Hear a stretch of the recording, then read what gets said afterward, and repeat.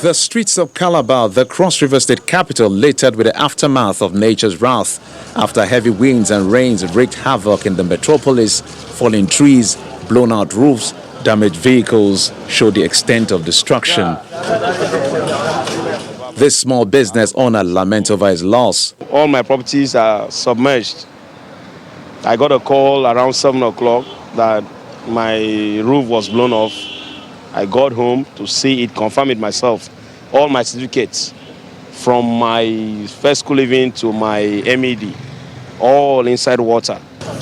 A drive through the popular Mary Slessor Avenue shows that the general hospital is not spared.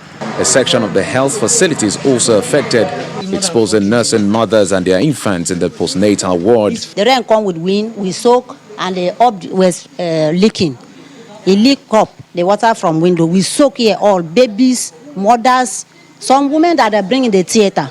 They soak. One was struggling to stand up, see bleeding. The thing was drilling here. I used this box.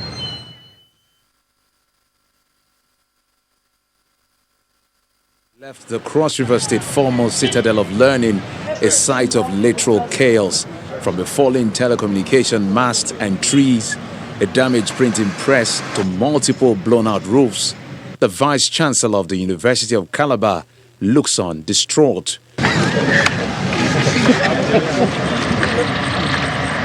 It takes an effort to clear up the mess as the students appeal for help so that their studies will not be affected. We are pleading on the federal government and the school authorities to come to our aid because last night we were stranded. Most of us had to sleep on the floor because of that. And because of that, we don't have electricity supply because most of the electricity supply was destroyed by water. And if peradventure light should come now, many of us will be electrocuted. It's a very sorry state altogether, so it's a very wrong one. We do hope and we are praying, we're calling on meaningful Nigerians, corporate bodies, even NEMA, we're calling on NDDC, we're calling on all meaningful student-friendly organizations to come around and help us. For the Vice-Chancellor of the institution, Professor Florence Obi, she describes as a calamity as properties worth millions of naira were destroyed. She appeals for quick intervention from government and others who can help. I've just gone around our printing press. Oh my God, it's so sad.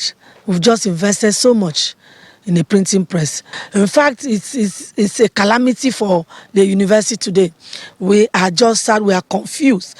And you recall that we came into office with nothing, and we've just been struggling to keep the university afloat. Even our well-wishers that came to do the initial jobs for us, we haven't paid them.